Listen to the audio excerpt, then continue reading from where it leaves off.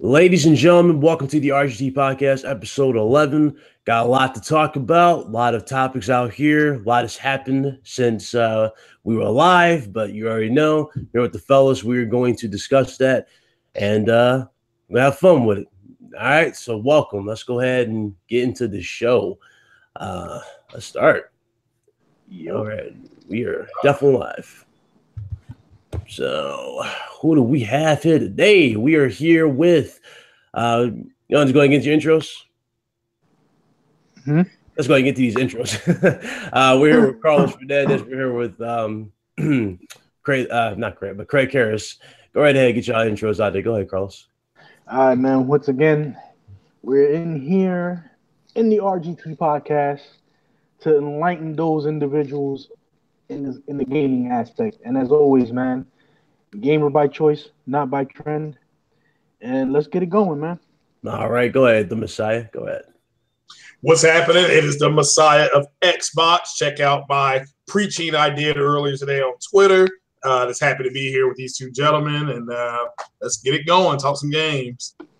Oh, yeah, definitely a lot. What's going on, everybody that's already here? I'm your host for this evening, Ryan the Professional. Hope everybody enjoys the show. For those of you that are already jumping in, do me a favor, hit the like button. It really does show that you guys like the content. Appreciate you guys so very, very much. Let's go ahead and start the show, and we're going to have fun. All right, sound good? Let's start. So, I got a lot of other people jumping in, so they might jump in a little late or as the show progresses. So, bear in mind. So it's all good. Let's start. Let's start with an easy one. Very, very easy one. I know y'all heard about the leaked rumors and whatnot for Superman, right? Y'all heard about the leak for Rocksteady? Yeah. For Rocksteady, Rocksteady's making a Superman game. That's the leak. Wow. Yeah. Now, again, Rocksteady's done a great job with Batman. It was well received. They had a lot of stuff to Batman. The problem with Rocksteady as of late, it seemed like they just focused on too many aspects regarding Batman. Like, if you remember, what's that one particular one? It was Arkham Knight, right? It was mostly the Batmobile, like a lot of heavy emphasis on that. Yeah. Yeah. Now, the thing I have with them doing a Superman game is what them doing the Superman game, you know, Superman is not an easy character to balance. Yeah. He really is not. You know, he's like impervious to bullets. Bullets don't hurt him. So it's going to be like, are they going to add like a health thing where he gets hurt by bullets or bullets immobilize him or something? That's a good question. But I think it's just that, Superman is OP, man. He really is. He's like a trump card when it comes to superheroes. He's an OP character. Yeah, there's not many physical constraints to him that you can throw at him. The only thing that I can say is probably incorporate, I don't know, kryptonite bullets or something. That's going to be a cop-out. I guarantee they're going to definitely do that at one point, kryptonite bullets, or have them be like, I don't know, in a section where it's like kryptonite everywhere. Who knows? Or the red sun scenario, you know that he also gets debilitated if there's not a yellow sun. Yeah. So, I mean, there's a lot of things that can be incorporated to actually diminishing down certain aspects of the games, but man, they got their work cut out for them. Yeah, definitely. What was you about to say, Craig? Go right ahead. I was just going to say real quick, that's a good point about the balance. Now, if they do the Smallville version of him, you could almost do a Persona 5 type of game with Superman. So that may be better balanced. But if you're going to do where he's in, Metropolis, there's just, I don't know how they balance that. That's the amazing thing, is that's why you're the people that like Superman, that are, because I'm a Superman fan, and I'm like, that's why I thought Justice League was flat out garbage, because they could just they got that part right with him, but Batman versus Superman was trash. But overall, it's just trying to get the balance with him. I mean, because he can do everything.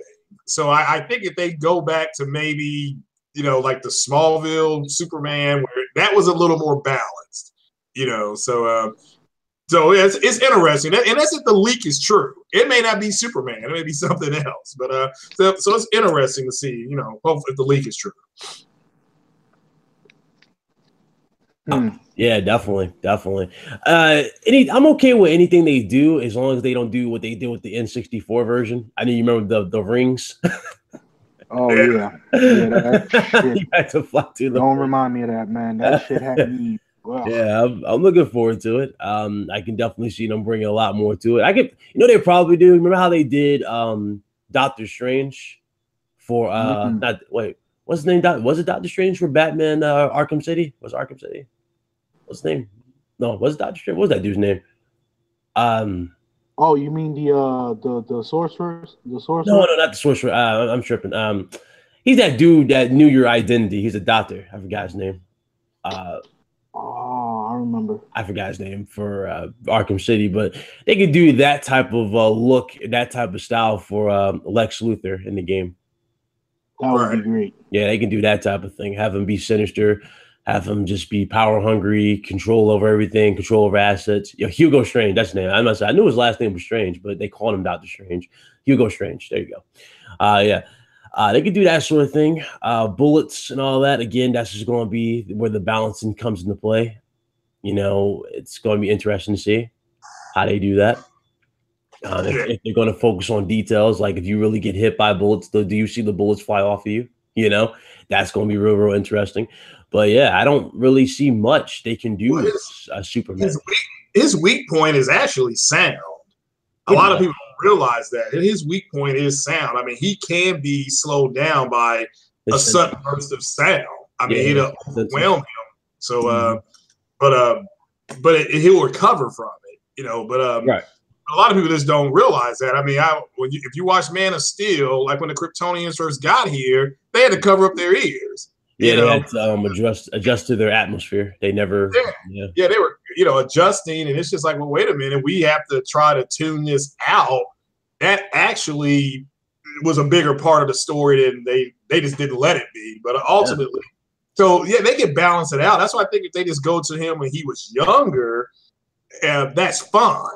Like I said, build it up with each game. Start from a kid's perspective. Like he was a small. I don't know if you watched Smallville. I mean, he was. Yeah, I did. Yeah, I know you're talking about. Like they go from the teen, years to adulthood. Yeah, they can do something like that. It'll be a little bit like Persona, the Persona series. But I mean, that's okay. I mean, that's fine. It's still a decent start for a franchise. Okay. So that's if the leak is true. The leak may not be true. Yeah, true. That's true. I mean, I think it does have some weight to it, though. I mean, let's be real here. Rocksteady has been quiet when it comes to their project for quite some time. So it most likely is true that they're focused on a Superman game. I just don't see them doing any other character. I mean, what character could they possibly be doing aside from Superman? There's all the rumors just saying Superman. You got Green Lantern, bro. I don't even think they would care about Green Lantern, to be honest. I don't think they care. I love Green Lantern, man. Yeah, I don't think Green Lantern needs some love, man. Yeah, Green Lantern would be a better game. Would be a better game because he could be in space, he could be anywhere. Yeah, true. You could do some DLC. So yeah, but I have to wait and see. You knew something was going to come up. That the Spider-Man calls their veins to ripple. On that other side of that. The other thing that's going to benefit that too, the Superman game, is the set pieces. How you gonna do the set pieces? Because there's got to be a lot of destruction when it comes to a Superman game. It's a lot of destruction. Whole lot. And everybody's already seen the fight between you and the Stranger in God of War. I mean, everybody saw it. There's not that needs to be like a standard for every fight, especially when it comes to bosses. Yeah, man, that fight with Boulder, that shit was beautiful. That type of thing, love the action engagement is what Superman is about. You know what I'm saying? That's like a God versus God mentality. So yeah, that's definitely something that needs to be there. Yo, just imagine the fight with Darkseid, bro. Yeah.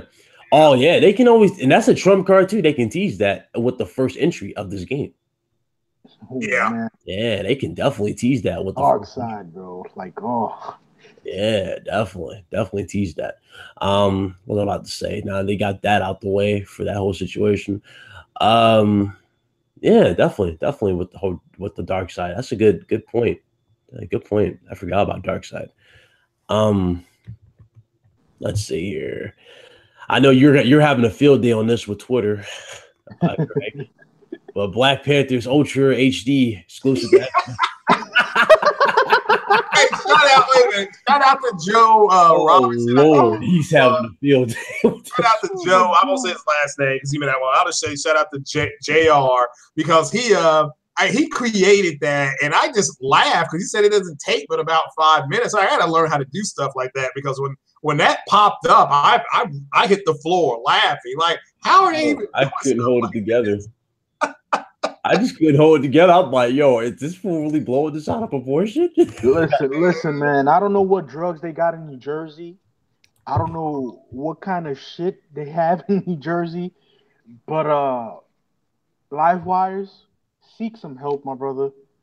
There's a lot of places where you can seek for some, counseling in regards to your mental stability, because that was the most retardedest comment I have ever read in my life on Twitter. And I am so sorry to be saying this on live stream, but it's just like there's a certain level of intelligence that you have to partake when you're doing a tweet, because where does it fall on the line where a game, no, not even a game, just a movie is exclusive to only one thing? Well, when you read the comment, it was almost like he was saying, okay, you can go buy this 4K movie and only watch it on Xbox because they're the only ones that have a Blu-ray player that does 4K. But what he does not understand is that you can get the regular Blu-ray, put it in your PlayStation Pro. If your TV is 4K, you will get upscale to 38. What is 3840 by 21? So you still get a 4K output, but you're not getting a native 4K output. But yeah, I agree. Like I said, that was the winner of the stupidest comment of the week. Like what I told you, like I had food in my head. I dropped the plate. Right? I laughed so hard. I was like, "Oh, is this serious?" Right? Bro, I think like when I read that comment, I was just like, wait, why? Why do people? Why would this even happen? Why do people like to just look real funny in front of people? Why? Especially on Twitter. Knowing that when you put a comment on Twitter, it is permanently etched in the infrastructure until that joint burns down. Yeah. Yep. I mean, you can delete your comment. Yeah, somebody has seen it. I just don't. I know what it was about, but I was just like, how this is the stupidest. And there was some stupid ass stuff said last week, but this takes the cake. I mean, no, that one took the cake literally. Yeah, that was number one. So I've never heard anything. But it's a sign of the desperate. That's why I told people if you pull back, and you just listen to the comments, you'll laugh. I mean, you just get a good laugh out of what these characters are saying. And it was funny, but it was sad because I asked a friend of mine. You got to pay the bills, Ryan. So yeah, the bills, baby. It's from Caleb Kaiser. Connect 3.0 is being rumored right now as we speak. Oh boy. That's not good. That's not good. Yeah. If they're implementing that crap again, more than likely you're not gonna get my hard-earned cash. Sorry, Microsoft. That is it. If that's implemented again, you're gonna get another console gimped.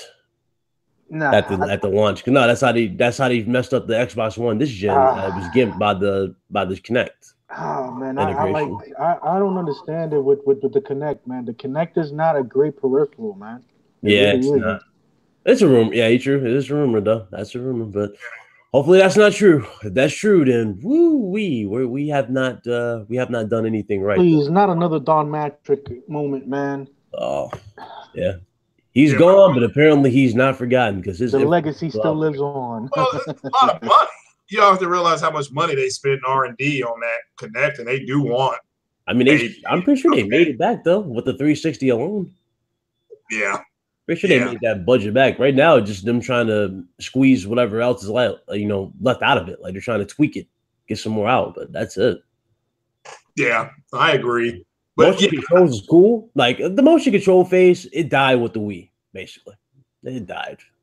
Yeah, and the PlayStation 3 had the same implementation for the PS3 controller, and it didn't really fare off that well. Especially, you remember later that you actually had to do the motion controls with the dragons with the PS3.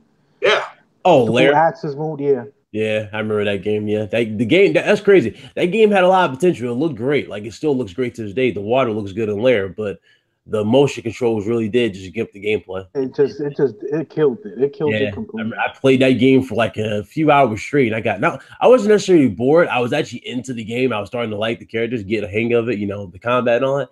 But as soon as like I got to a crucial part, I'm telling you, my arms was dead. They wanted to go down. I couldn't play no longer. So yeah, because you really have to play with your arms out. You know what I'm saying? And you got to mimic the flying patterns. You got to go down and up and all that. It's crazy. Damn. Yeah. Wow. That's crazy. Yeah, just like touch control. Like some stuff, like a lot of stuff you see nowadays, like touch controls, 6-axis, like gyroscope type of stuff. That stuff is going to be, it's going to become more and more irrelevant by the day. Like people just don't care or use it as much anymore. Like people don't even use the touchpad for the PS4 to navigate the menus. You know what I'm saying? When you type, you don't even use it. I really don't use it. I don't use it. Most of the times I actually connect the regular keyboard onto it and just type my ass away. I don't even use that. I find myself faster with just my damn thumb on the D-pad. Oh yeah, me too. But sometimes the laziness does kick in, and I don't feel like doing all that. That finger thumbing and all that. Using the D-pad. Nah, I just get my little keyboard. Boom. Okay, let's talk. That is true. That is very, very true. Alrighty here, but yeah, so we can all agree that whole shenanigan about the Blu-rays is ridiculous. Yes, we can pretty much confirm it. That was just ridiculous. Okay.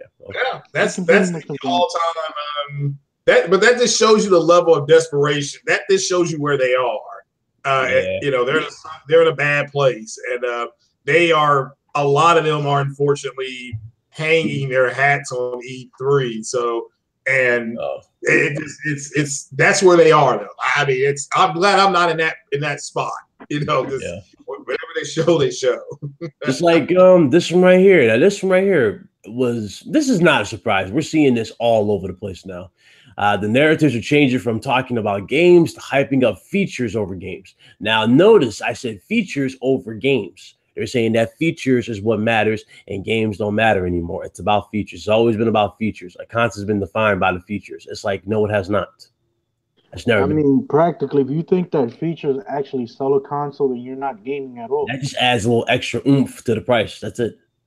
Well, but if you notice a trend, the people that are doing the most complaining are the ones who don't have a whole lot of games. I mean, as far as exclusive big games. So it's, of course, you're going to talk about the features. It's even though the features are all available on your smart TV. Most of you all, if you have a 4K TV, it's usually a smart TV. And most of the apps, maybe there's 2 or 3, but most of the apps are available for everybody. And I mean everybody. So it's just, I don't understand that. I understand what the comment was about, but I disagree with the comment. But the comment itself was taken out of context. It really was. I mean, he was talking about a utopian world, and but I see what people are saying. The fact that you can even formulate that in your mind is crazy. Yeah. But what that said is one man's opinion, and the world won't stop spinning because that's what he thinks. But let me add, I think it is, I won't say it's funny. It just brings a smile to my face, kind of like Thanos said, when you have the group of people that's doing the complaining, most of the bitching and moaning is coming out of that community, whether it be, like you said, Ryan, features, whether it be anti-consumerism. It's all coming from that community, and some from PC too. But mostly it's the people who do not have access, and it's like, well, this is anti-consumer, because one of the things he did say was I shouldn't pretty much be punished or something like that because I made a different choice or I made a purchase. It's like, you made the wrong choice, period. They pretty much told you, like, you knew this months ago. Like, this is why I laughed at some of the retarded comments you saw on Twitter too, regarding Spider-Man.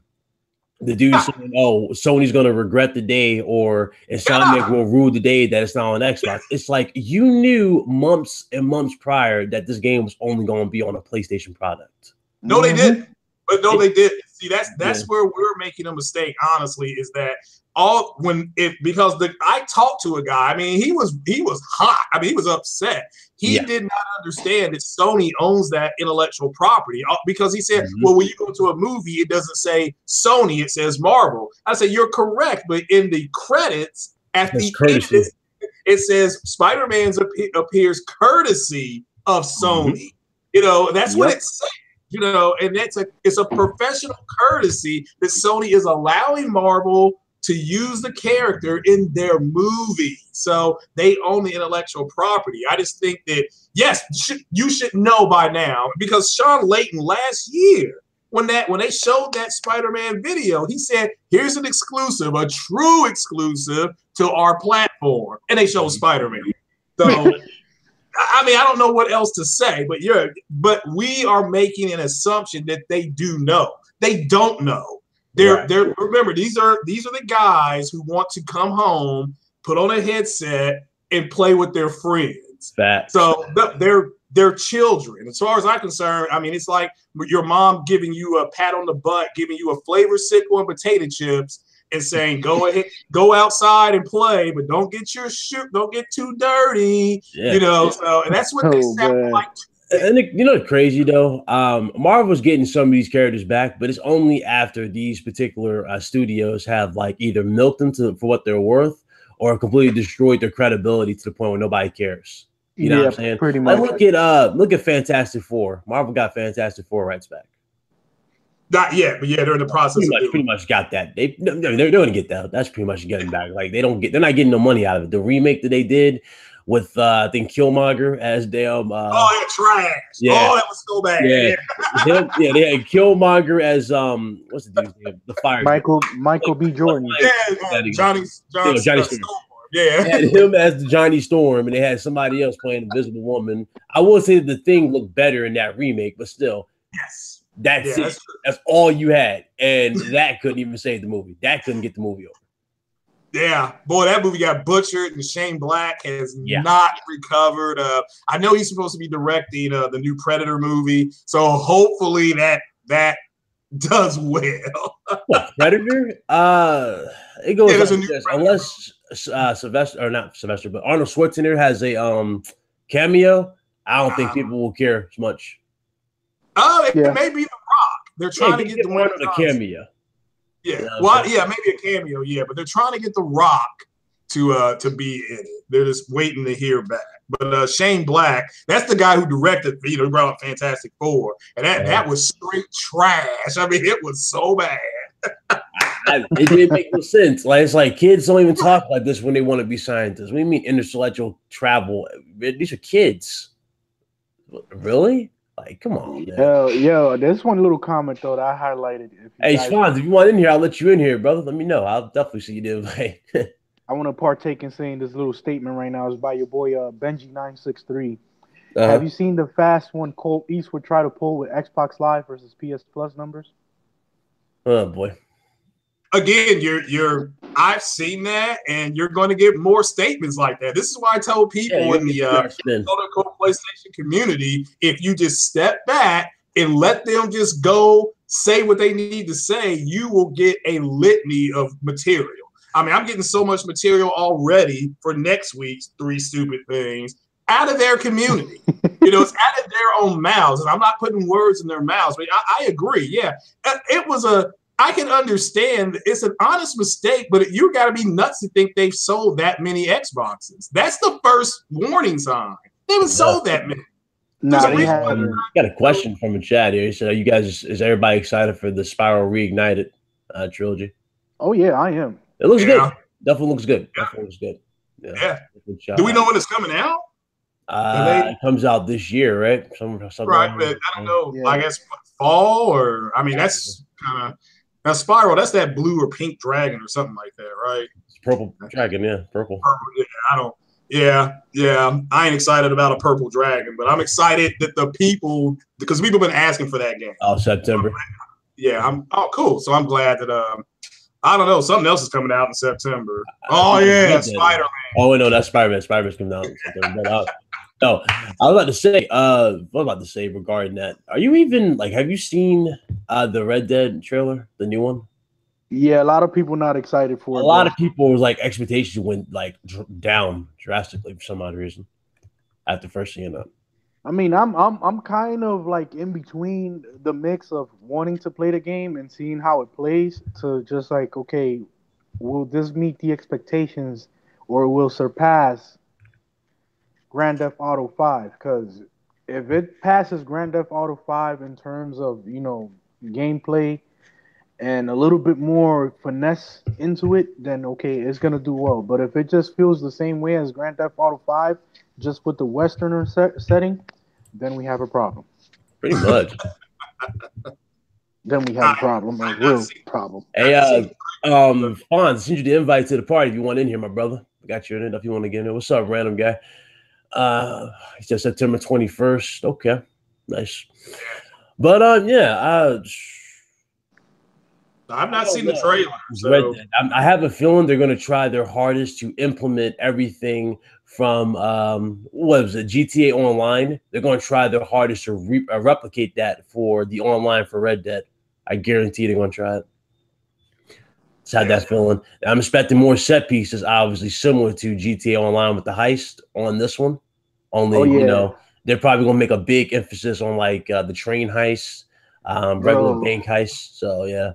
If they do that, man, I am sold. I will literally that'll bring back some childhood memories when I used to watch the old style westerners. That would be actually a great thing if they bring back that kind of mindset. Because you cannot have a western game without a nice train heist, man. You really can't. Yeah. And if they let you plan it. Now, if they take the planning like they did with Grand Theft Auto and let you have a little more say on the planning of different kind of heists, whether it be bank robbery or stagecoach robbery. I think if they can that's added in, I'm buying the game anyway. If that's added in, that's why I don't care about the trailer. I'm kind of like, well, I'm buying the damn game. So, it's, right. Just where's my, as soon as I don't know if we can reserve it now. I'm not for sure. But yeah, if they let you have a little more say on that, I'll definitely be extremely excited for it. So, wait. Definitely. You already know what I'm looking forward to. So, Spider-Man. I already know that's what. We cannot wait to play that. It's like every time I see something like new of it, whether it be like web slinging in the streets or combat, like different combat. Like they showed this one particular scene where he did like a combo in the air and slammed them down, and then immediately went right back like fluidly into the normal like strikes. You know what I'm saying? Like with the dodging, web slinging, it was crazy how he did this. Oh man, so it looked amazing how seamless everything is. I love how he done this. Just imagine an ultimate Spider-Man combo. Yeah. You got to pay the bills again. That's from Caleb again. Appreciate you, brother. He said, I feel people are sleeping on dreams and Detroit become human. I don't think sleeping on Detroit become human. A lot of people don't want to spoil themselves for Detroit become human. Like a lot of people are not even playing the demo. Like I saw a lot of comments about that. They said that I'm looking forward to it, but I don't want to actually play this because I love what I've seen. Like one dude, legit, I saw this. He played the demo, but he didn't actually play it. He just launched it to see how the game will look. And immediately took it off. It's like, okay, this is amazing. I can't wait to get the full experience. I'm gonna wait to this. A lot of people are doing that. Well, yeah, I wanted to get the settings and the my controls down. And once I learned how to use, because I didn't like it at first. I'm like, all right, I'm doing something wrong. But once I learned how to use the camera, and manipulate where I was at, I'm like, oh, okay, he has to go into this mode to use the camera. Now, I don't know if that's going to be for the demo only. I prefer being able to use the camera the way I like to use the camera, but okay. I didn't like that aspect of it, but I did like the fact that I messed up several times. You kept falling off the damn building, but it's like but I finally got it right. It's crazy how some of the characters, like some of the androids, are very similar to previous games from David Cage. Like for example, the detective android, he's actually pretty much Norman Jayden from Heavy Rain. That's Norman Jayden from Heavy Rain. You look at the one particular android who was protecting the little girl from the abusive father. Yeah, Kara. That's essentially, what's her name? Madison from Heavy Rain. Yeah, she's Madison. Well, if he's got a winning formula, then you stick with it. But I see what you're saying.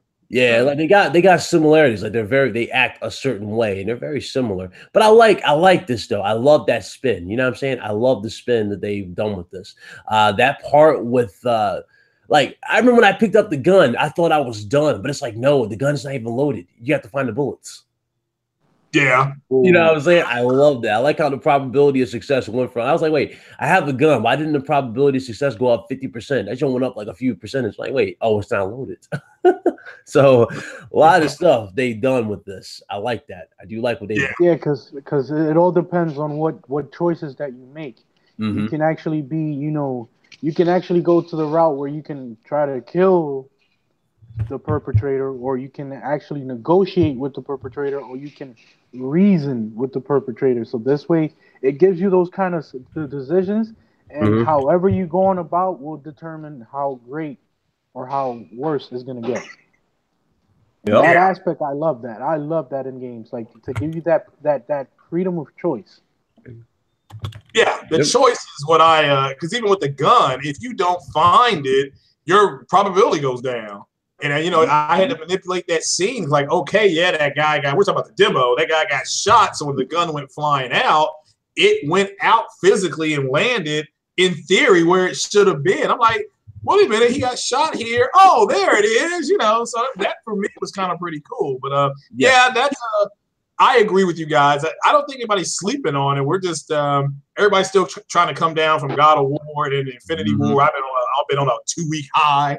So finally starting to come down. Detroit's here. And I do agree with Dreams. Dreams is either going to kind of set a new standard or it's going to be garbage. So it's going to be one either or. Yeah, I don't even understand it. It's like Little Big Planet. You're just creating stuff. Is that what it is? That's what it looks like. That's what I'm waiting. I am waiting on E3 to see more about what this game really is. Because they didn't say a whole lot last year. They didn't give us a whole lot. So they were excited about it. Sony's excited about it, of course. So they threw a lot of money behind that game. So let's have to wait and see what it is. It could, I'm waiting. I'll wait. Definitely. Okay. Yeah, I didn't understand Dreams. I was like really like on the edge. Interesting. But yeah, as far as Detroit's concerned, it's gonna be good. It's gonna be great from what I can tell. I don't think every encounter though has these ridiculous amount of outcomes. I think they probably cut a few corners. I just had that feeling. Like this one particular stage, with the hostage situation, that obviously has like 7 different outcomes with that one section. But there's probably a few of them in here, because how David Cage throws in a few minor choices that really don't do much. You know what I'm saying? They just affect like attitude towards you. Yeah. Yeah, there's gonna be a few of those in here. I don't think that those are gonna make the big decisions affected or anything like that. But still, though, definitely looking forward to it. Definitely looking forward to that. Let's see here. Microsoft talks about backwards compatible games, and they're giving out the numbers for it. Over 1 billion hours in gameplay for. Backwards compatible games, over 1 billion hours in gameplay. Now they talked about the old games, but no mention of new ones. Yeah. Well, I've got close to 90 with the. I got 90 of that billion because of I'm playing Mass Effect. I'm on Mass Effect 3 now, so it's about 20. I'm about 90 hours total with all 3 games. So. I'm part of that 1 billion. I played XCOM, so I played that for a couple of hours. So I'm part of that too. So the backwards compatible trend. You just enjoying the trend. You enjoying the ride. Yeah, and again, I understand. Again, people honestly, the reason why they're making a big deal about it is because there's more 360s in the wind than there are Xbox One. So you got to get those people to invest in Xbox One, and you constantly are putting back games that they can just go ahead and play. They're like, okay, well, trade in your X or whatever you got to do, and that's what they're doing. It's but they got to get those people to move off of the 360. But again, the 360 was one of the best consoles ever made, so it's hard for people to leave that system just to play the same games. That's what it is. Even though they can get the down sampling and all that stuff, they may not have 4K TVs. A lot of there's still 1080p TVs in people's homes in 4K. Yeah, you know that entire situation though brings back an old argument that was present. Remember how they said the PC is only good for playing old games at better performance, frame rates, and all that? Remember that? I remember that. That definitely brings back that old argument because that was the big catalyst for a lot of arguments regarding PC. That PC gaming is only good for old games. It's not good for new games. So it's good for old games because they got all the bugs worked out. They can play them at higher frame rates. Now it's like PC's got both those categories filled. Upcoming and old. So I don't know. Yeah.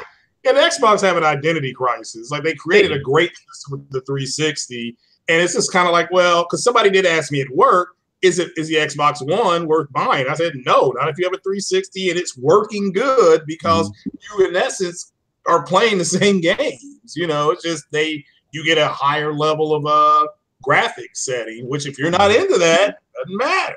So.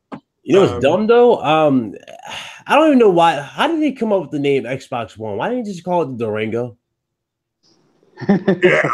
I don't get that. That's more like, you know what I'm saying? That's more of a catchy way of calling the system. Or just like when you call the Xbox One X, you just kept the Project Scorpio. Everybody was so synonymous with Scorpio. Yeah, Scorpio would have been a better.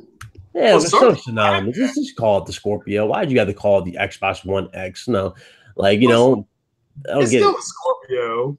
So yeah, if you call the name, like the catchy name, because think about it. The Xbox One S, Xbox One X. That sounds very similar. You know what's the funny part about it? The only reasons why they're using that is because 10 is greater than 4. 10 is greater than 4. That's the only reason why. 10 is greater than 4. Well, 10's not helping them sell more consoles than the Switch. I don't know what that's greater than. So, but I mean, I think if you call Xbox customer service, and you hold long enough, that little trivia thing pops up. And they had like 3 or 4 names for the Xbox. I don't know why they just didn't call it Scorpio. I mean, there's a Scorpio. I was like, well, it's my edition. That's why when they said that there's a Assassin's Creed mode with 1080p 60, I'm thinking, well, maybe you got to have the Scorpio edition because my Xbox X does not play Assassin's Creed at 1080p. Yeah.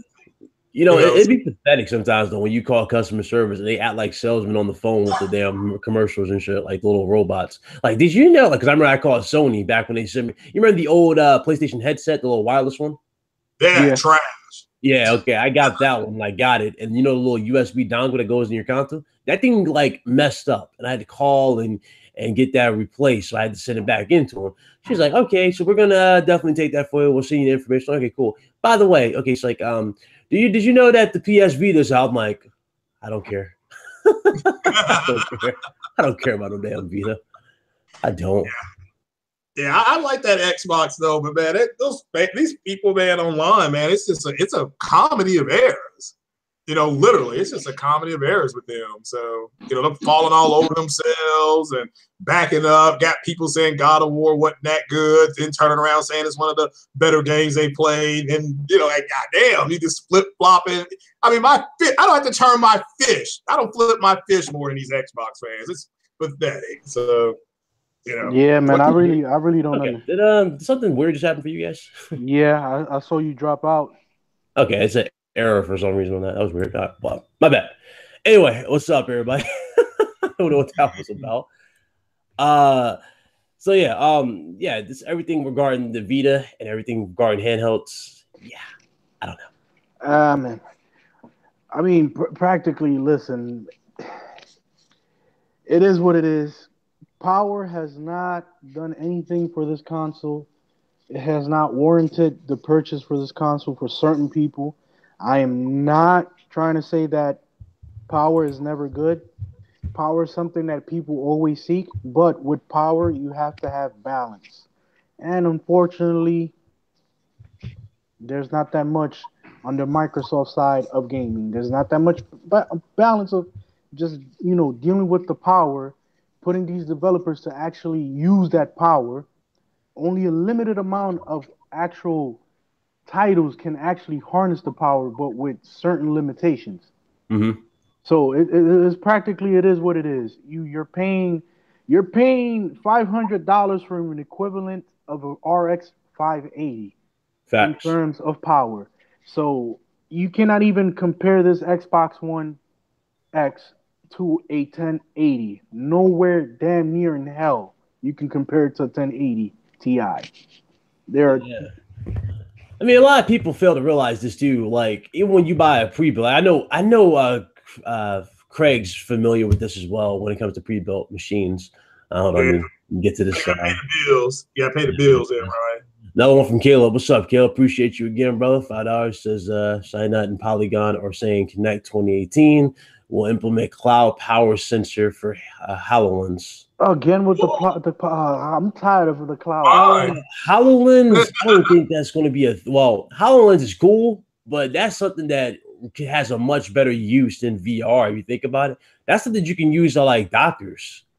Doctors Yeah. can use some stuff like that where they have like your illness on one lens and known cures on the other. Something like that. You can do a lot of crazy stuff with HoloLens, but gaming, turning your table into Minecraft, I don't see that. Nah. Yeah, I mean, that's fine. I mean, I don't think anybody here is going to be upset if Microsoft comes out with a banger E3.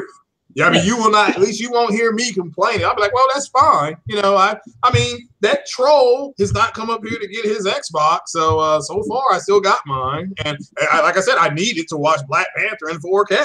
So far, so good. But it's exclusive. It's exclusive. Oh man, you guys are gonna kill me with this Black Panther exclusives, man. Y'all gonna kill me, man. I'm like, yeah, because that totally makes sense. Yeah, I'm rolling. I mean, it's not even exclusive. If you think about it, you can watch it on Cody. Hey, I'm gonna clear something out real quick. Hey, Halo Storm.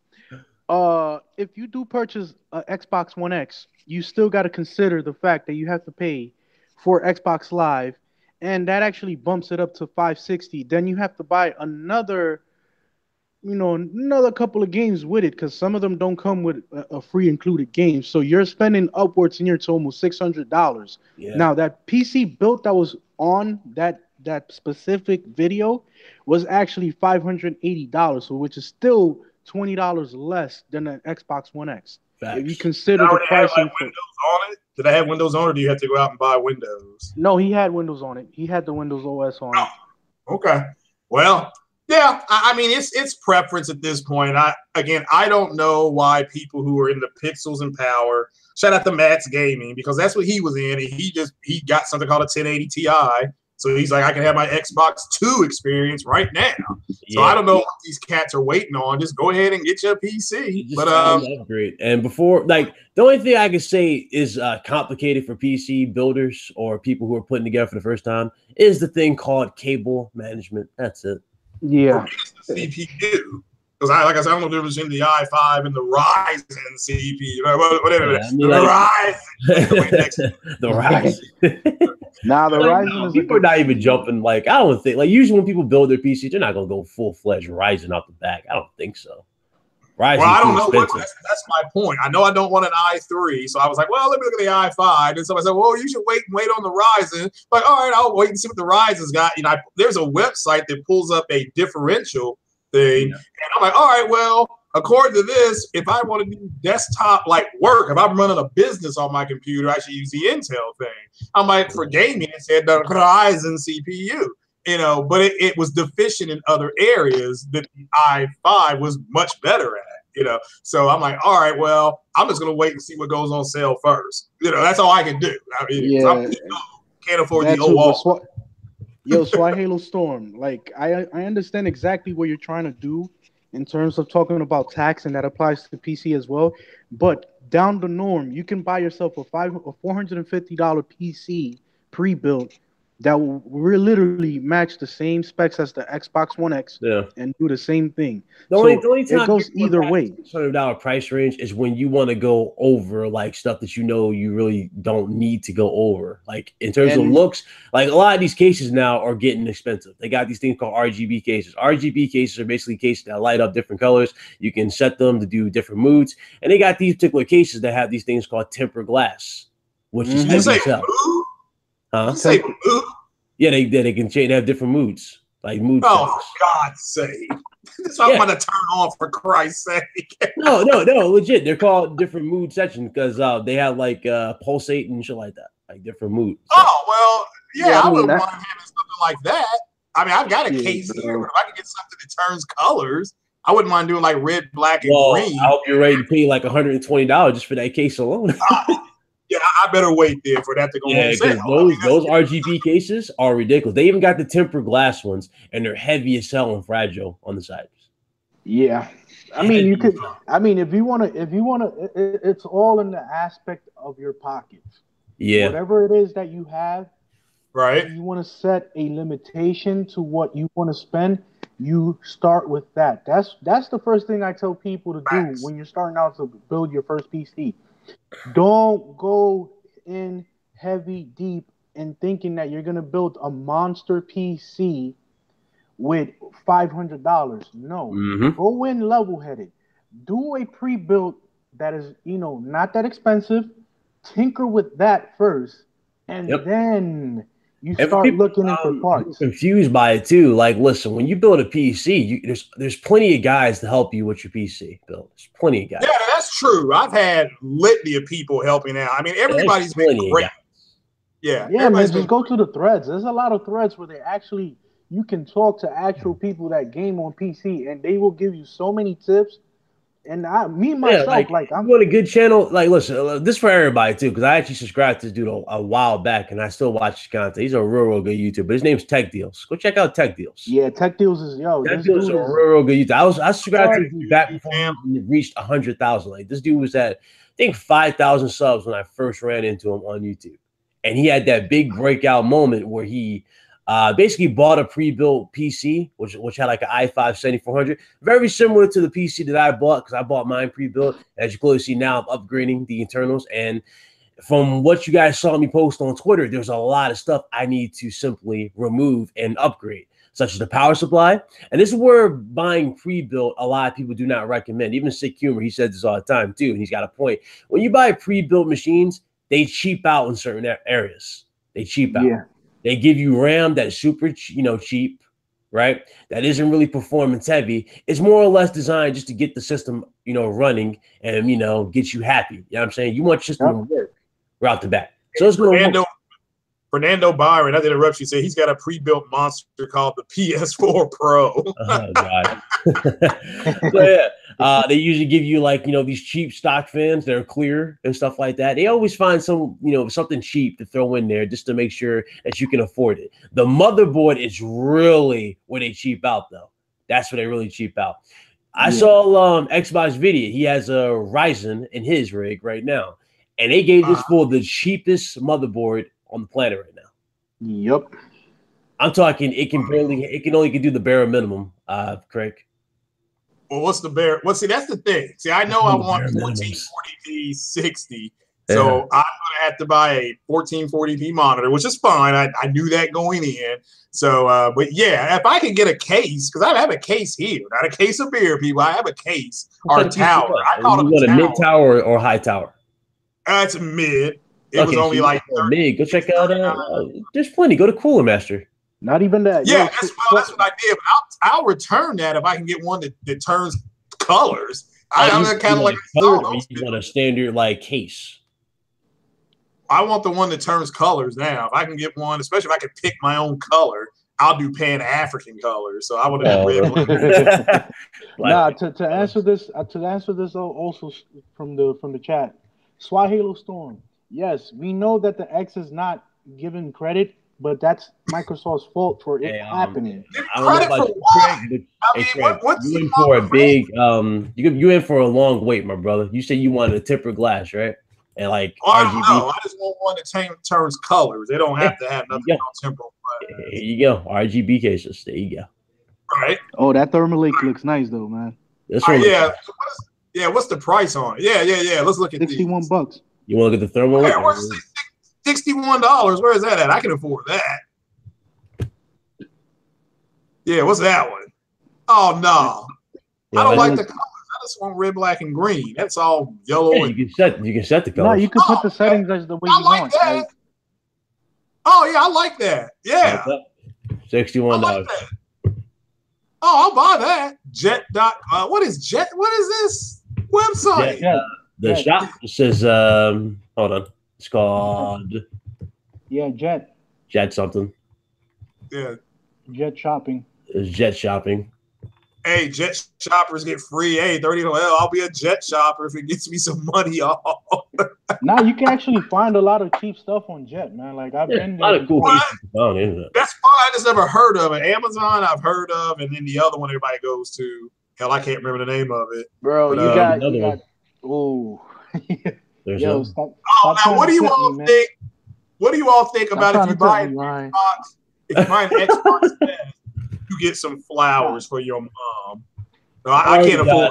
Well, I can't necessarily be specific about mine, but I have some stuff planned. So. Oh yeah, all I gotta say. That looks nice. I don't like that price though.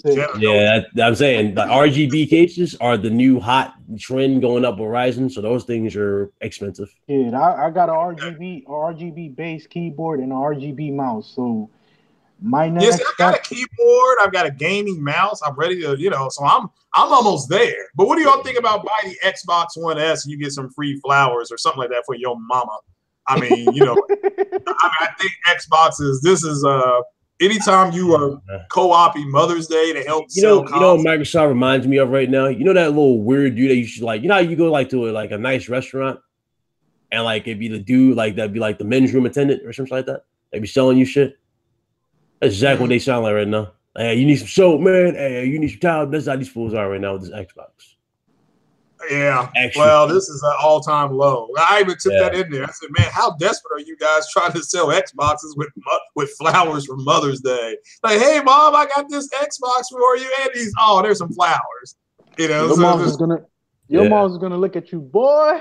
And I'm not gonna use everything that's been happening. I think I'm just gonna go full Corsair. I think Corsair just won me over. Corsair really has won me over for everything. Yeah, Corsair got some beast cases, man. Yeah, their cases are really, really good, and I like I like their fans. I use the fans that I got now. Like they really have stepped it up. So Corsair has definitely won me over.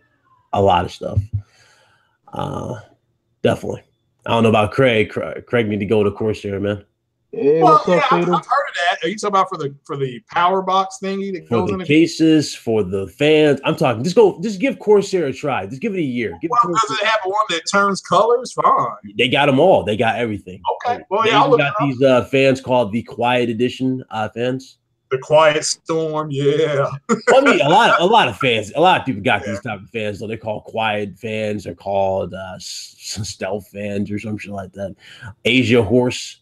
I know you've heard of that. Asia Horse has theirs as well. There's a lot of crazy things they got going on. So there's a lot of them. All right. What's up, Fatal? Yeah. So I'm getting excited. I'm close to 1440p. It's within my grasp. So like Thanos, I feel like Thanos. I got 4 of the Infinity Stones, so I'm good. I'm fine. You gonna look at the sunset at the end? Is that what you're gonna do? Yeah, maybe. So yeah, maybe look at something. So yeah. All right, next topic. But I appreciate the education though. I needed it. I told you what, I'm always welcome to give people, a little bit more insight on stuff. Yeah, I know. I need it. I know, you've always trying to upgrade it because you got your resin. You probably still got the same stock cooler, don't you? You haven't used the inner cooler, did you? Like a new cooler, don't you? You still got the same stock cooler? Who, me? Yeah, for your Ryzen. Oh, well, yeah. I mean, I'm not for sure which CPU to go grab. I mean, yeah, I've got a Corsair cooler, like 550W or something like that. But so yeah. So I got that on sale on Yeah, that was my Black Friday purchase for. I got it at Best Buy for like $49.99, regular $64.99. So I did pretty good. Yeah. Okay. To the 100 pretty much the 120 people watching, appreciate everybody. Hit that like button. Let's continue the show. I'm definitely having a blast. Thank you guys very much for joining us. Swahili Storm, man. I gotta get something off my chest. Fado, I sent you the invite if you want in here, my brother. I gotta get something on my chest, Swahili Storm. And then please do take care of what your next choices of words that you're gonna type. You say Forza 7 looks better than Gran Turismo Sport. Oh boy. That is negative. Gran Turismo Sport at 1080p 60 blows the dirt off of Forza, even with its 4K assets. Oh, that's how much detail the game has. Anything that you can say about Forza is that it has more cars than Gran Turismo Sport. That's the only thing you can vouch for. Weather effects. Yeah, but as far as game physics, as far as detail to cars, everything else, it is very dull. Even the MX-5 Miata looked so bland in the Digital Foundry comparisons. It was laughable. That was the most laughable comparison that I've ever seen in a race car game. What was laughable, Carlos, is the lack of people in my pit. I ain't got no pit crew on Forza 7. I just go in there, my car fixes itself. You know what's so funny, correct? You know what's so funny, correct? Swahili Storm, go to my channel and check out my my Forza 7 benchmark at 1440p 60, and you're gonna see what I'm talking about. He says the cars look the resolutions on the cars are very noticeable. On Gran Turismo Sport or the Gran Turismo, whatever, they said that the cars are rendered 8K for the new one, supposedly, and shit like that. That's how well the cars look. Who sent me out a message? I'm good. I just got no. Sorry, listening. Okay, my bad. But yeah, cars are 3,000 better. And I just lost my train of thought because I had to reply to a damn message. But somebody's saying that Gran Turismo 7 is Gran Turismo 7 coming out next year? I don't think so. I don't think that's even coming out for this gen. It's gonna be PS5 all the way. Yeah, that's not dropping on PS4, bro. And Gran Turismo Sport for a driving game, that's plenty for me to eat. I mean, that's plenty of food on that thing to eat. I still can't get my A license like back in the day. It's like back in the day. What other racing game do you know that has an influence in the FIA Federation? That they actually have tournaments worldwide, right? And they have actually signed actual gamers to actually compete with race car teams, legitimate GT-based race car teams.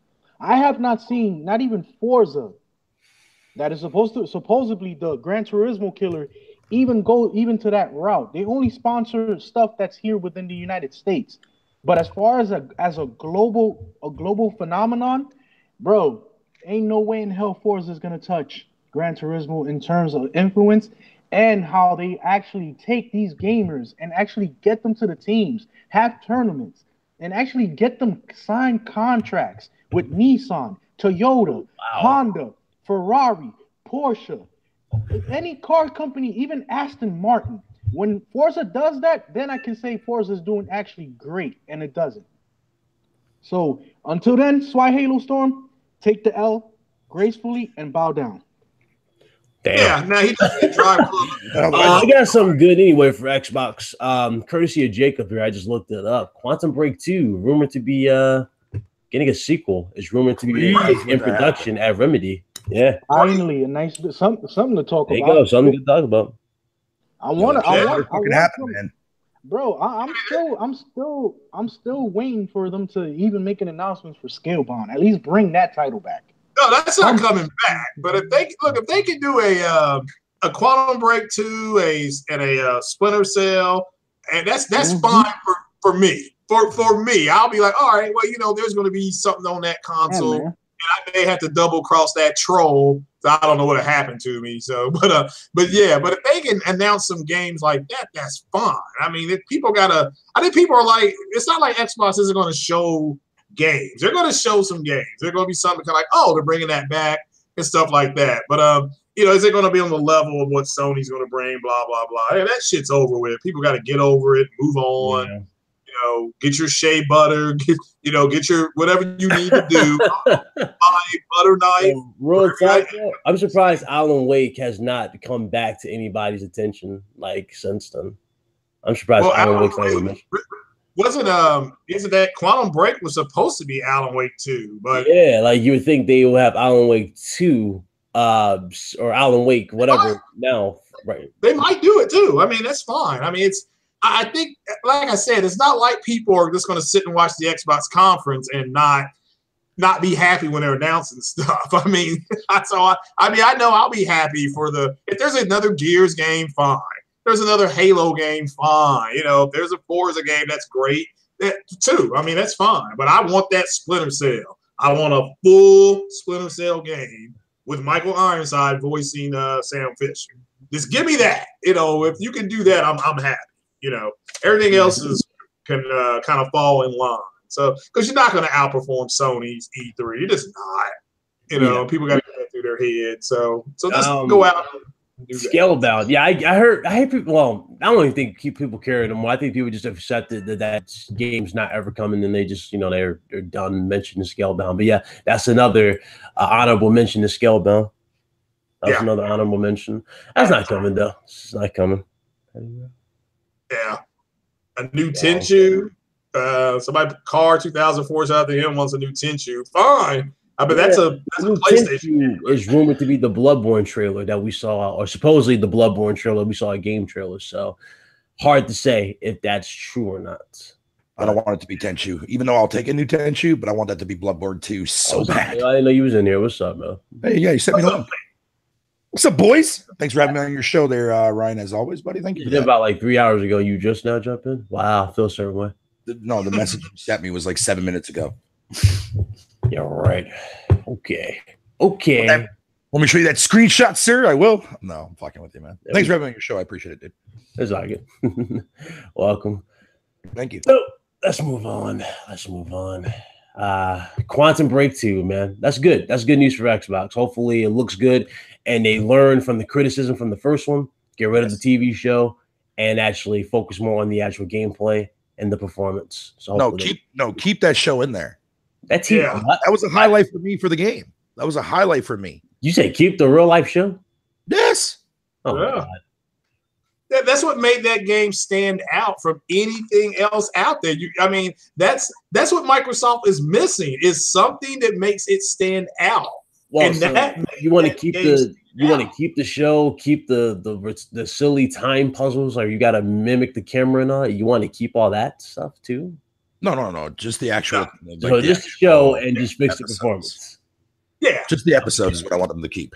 Okay. Yeah. I couldn't get the show. I remember, if I'm not mistaken, didn't they say Steven Spielberg was doing the show for Halo or something like that? No. That's true. At the reveal, they said that's not dead yet. Halo show.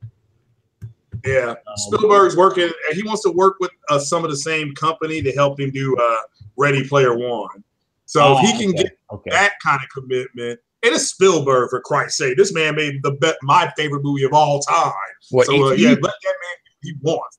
Close Encounters of the Third Kind. So I got that shit in 4K, and it does work on the Xbox. I mean, shockingly, it does work on my Xbox. So, but yeah, so it's pay your bills. You got to pay the bills, Ryan. What's up? Oh, so what does Sony fanboys have to do with X fans not supporting Quantum Break on Xbox exclusive games? Fuck, I supported it. Shit. I did. I bought that shit. It's not on Game Pass. I spent $30 on that, dude. And you bought it. You bought Quantum Break. Fucking yeah, my Quantum Break. Proud to own it? You proud to own it? It was $15. Hell yeah, I'm proud to fucking own that motherfucker. That game is legit good. Yeah, some of the animations are fucking stupid, but goddamn, I had such a blasty blast in my pants playing that motherfucker, dude. Yeah, there's enough there for a sequel. I mean, you got to have a base before you got to go to first base before you hit your double. And that game had perfect everything. I mean, you had an intriguing character, you had a out of the world story. I like sci-fi anyway, and I don't understand why they just did not order sequels to all that shit. You know, order the Quantum Break sequel, order what else came out today. I mean, there was a Titanfall 2. Of course, there's a sequel to Forza, but all that stuff that they were showing, it's like they didn't order. You know, the other one that came out, Sunset Overdrive. Where's that sequel? I don't understand what, you know. I don't understand that if you're a gamer in that ecosystem, that would make me more mad. Fucking word I despise again. System. Ecosystem. Damn it, dude. Yeah. So Quantum Break looks boring. Well, it's a story-driven game. You're not going to be able to put on a headset and shoot the Arbiter. So you have to sit down and actually play the game. So, oh my goodness. Quantum Break. Yo, a Quantum Break, if they made a TV series out of that, like a Netflix original, dude, man, that would be my most hyped up to fucking TV show to date. Yeah, I'd watch it. That's true. Are you kidding me? I would watch the fucking shit out of that show, man. Let me beat Mass Effect. We're retaking Earth as we speak. So after I get, you need to play some more shit to fucking ME, bro. I got a message from Twitter too, by the way. By the way, regarding Gran Turismo 7, I was supposedly leaked by GameStop. Oh yeah, yep. Yeah, so appreciate that tweet. I didn't see that. Appreciate it. I saw his message. I didn't get a chance to see that. So thank you. Appreciate that.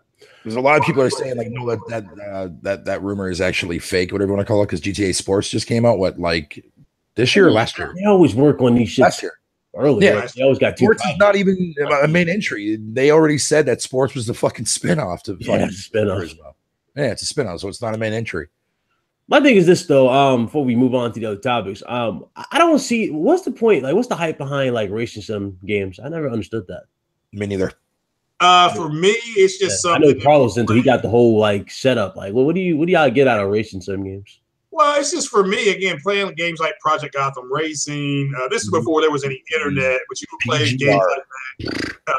That franchise, dude. Ridge Racer, stuff like that. It's just you play. Gran Turismo was the first game that, like, we were in finals in college, and you were just in between finals. You would, try to build a car and then race it on the track, and you were trying to figure out, how to get your best times and all that stuff, and where to brake. And it's that game took hours away from us. So yeah. So I'm glad it's back, even in a sport form. Yo, Ryan. Real quick, dude, man. Huge shout out to Car 2004 for fucking making the most obvious, hilarious fucking quote ever, man. Xbox owners make fun of PS4 games for being movies, but yet Xbox fans want a TV show. That's fucking beautiful. That is fucking gorgeous. Yeah, well said, Car. Well fucking said, sir. Yeah, I mean, the only reason why they're making fun of those games because they want those games. If you don't believe me, I show you Halo for Exhibit A. Not Halo, I'm sorry. Hellblade's Exhibit A. Nier Automata possibly is Exhibit B. You want me to keep going? Rocket League? I mean, with their system, they'll complain about it. Yes, and that's all it is. It's a bunch of, they're kids. I mean, that's all I can say. They're kids. I mean, so, it is what it is. So. Not all of them. You remember we were live that one particular day. I'll never forget it because the stupidity was at an all-time high, but he said we're schizophrenic, so. Yeah! Children playing God of War, right? Not to go back. That guy's go back to. When I tell you I have not recovered, people, I have not recovered. That was just some of the most asinine things I've ever heard in my life. No. Now, that one was pretty bad. Oh, go ahead. Carlos. My bad, buddy. In regards to my passion with racing, it started when I was a young kid. It was in the early '80s. Okay. I saw. For the first time, my first ever race, and it was with Alan Prost, your guy. Who else was it? It was a couple of old school race car drivers that I watched for the very first time when I was a kid. This was when I was like 5 years old, and that was like around 86, 87. And ever since that time, I was enthused with the facts, of how mechanically these machines would go around so fast around corners. Right. And then Ayrton Senna came to the late 80s and 90s, and it was just like, wow, this guy is a monster around the track. And then from there, it just progressed on to liking Grand Touring cars or GT, Le Mans. And ever since that time, I've always been an avid racing fanatic. It's always been in my DNA. Like, I love racing. I love the aspect of just taking the car around the corner, pushing it to its limits, learning the geometry around the track. It's something that embellishes my persona as a person. Like, I like racing and I like Forza, don't get me wrong. I do not despise Forza, but it does not hold this cup against certain games, especially Project Cars and Assetto Corsa. Even Or Drive Club. Everybody keeps forgetting about Drive Club, man. Nah, Drive Club is a fucking great game. That It's weather a little system, bit of, dude. that weather system is beyond anything to this day. Like, people don't understand when you talk about racing games. Yes, everything is gonna look better and play better, but it's actually the mechanics behind the racing Yes, games sir. are actually gonna let you know if the game is great or not. Forza 7 to me feels like an arcade racer in terms of handling. It feels very jittery. And mind you, I have a Logitech G29 that is compatible with both PC and PS4. And I have the shifter as well. I use all the peripherals. Every time I go to play Forza 7, it feels like I'm playing an arcade game. Gran Turismo, on the other hand, I have to literally fight with the car to take it around the corner. So I have to make a judgment on my clipping point from my corner. So it's not like I'm just gonna go, oh, I'm gonna turn this corner at 90 miles. Too much Fast and the Furious because they have to do that Right. And flip turns, the turn. Motherfucker out here like Vin Diesel. Yeah, like they're turning on the rails. Every time with the close-ups, they gotta do that hard turn. There's logic. There's a lot of logic. You drive in Forza, you get punished in Gran Turismo. Yeah, you will get punished. They will penalize you if you try to race like that. Because Forza, Carlos is right.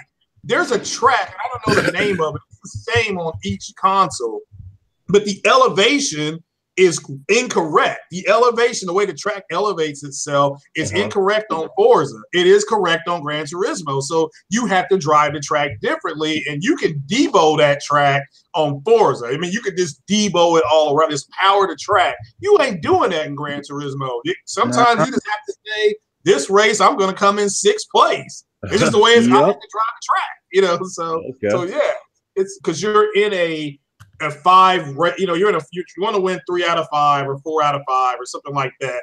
And, you know, sometimes it ain't happening. Like real life, it ain't happening.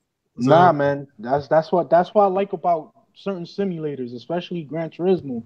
They give you the physical aspect of what a car is supposed to handle.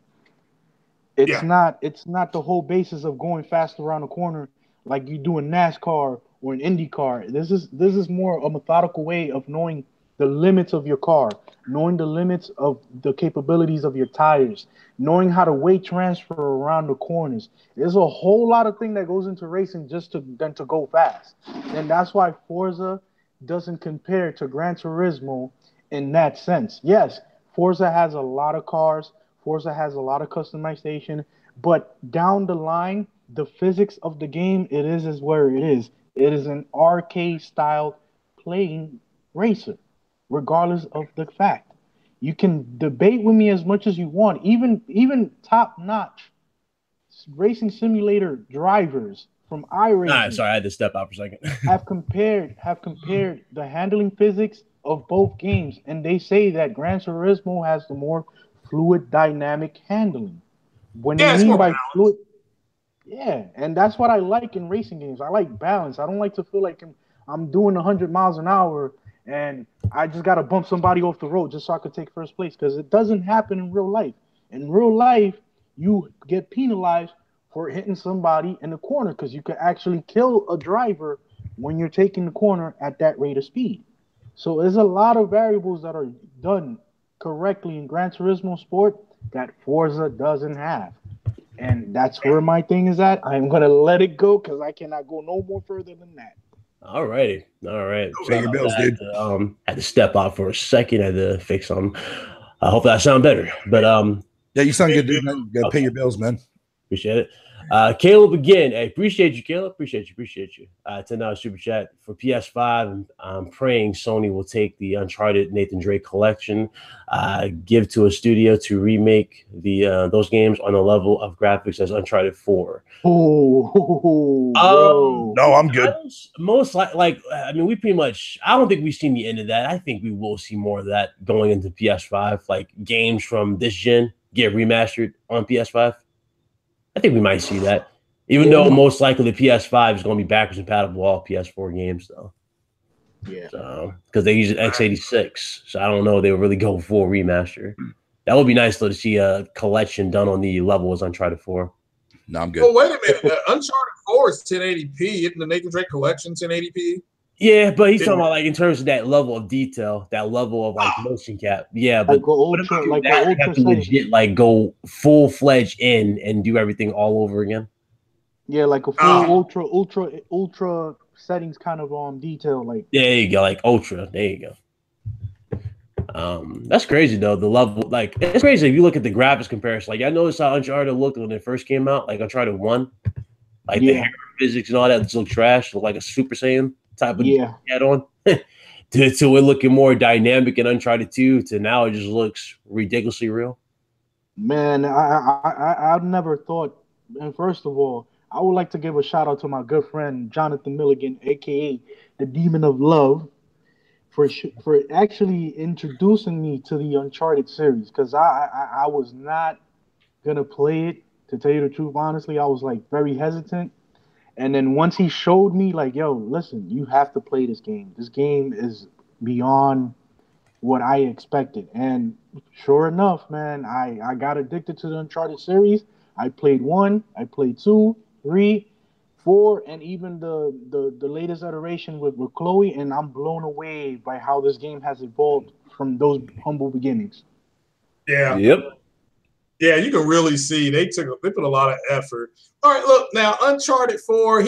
Impatient Fire saying Uncharted 4 is 1440p on the Pro, and I know it's not. It's 1080p. It's locked at 1080p. It's now Lost Legacy is 1440p. Yeah. Don't make me go get the receipts.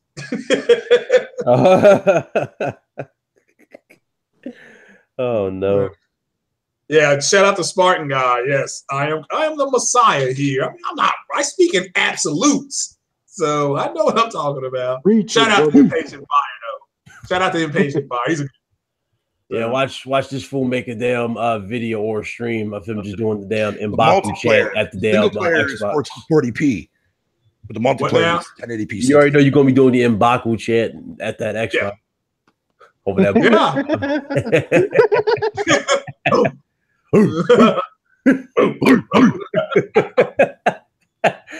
Yeah. Oh no, that's crazy stuff. But yeah, definitely. I think I got how many times? Oh, Nintendo. I didn't get a chance to touch on Nintendo. This is not talking about what's the name. We're actually talking about the 3DS in this instance. But Kimishima was asked a few questions a few days ago. I think it was day before yesterday. I'm sorry. He was asked about the 3DS support, and it was regarding the Switch. And basically, Kimishima said that the Switch and the 3DS, he sees them pretty much, faring well against each other. They're living, pretty much like they can coexist with each other. Unfortunately, though, it kind of made me look at it like, nah, that's not what you mean, because he basically brought up sales with the Switch. And he basically said that once the Switch goes from being a one per person in the household to like one for everybody type of thing, then he'll basically kill out the 3DS.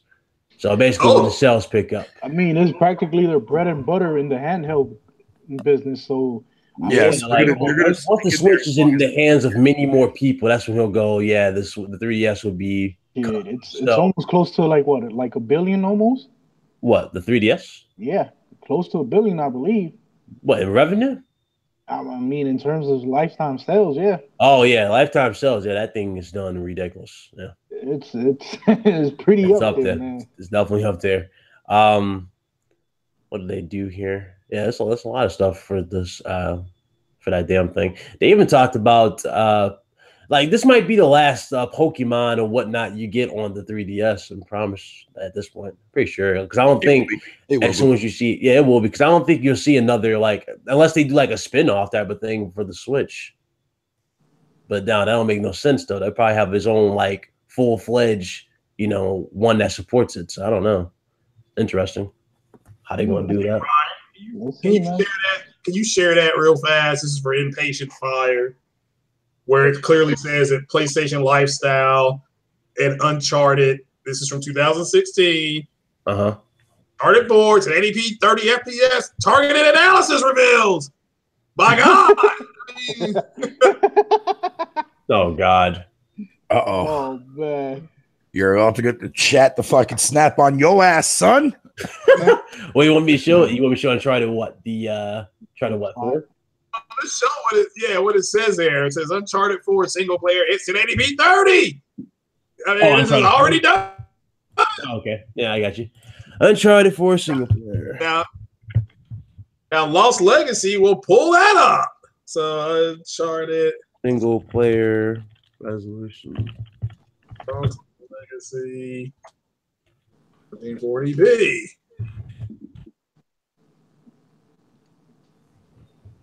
Okay, there you go, guys. Let me go ahead and share this. The receipts are going to be shown, ladies and gentlemen. Here's the receipts.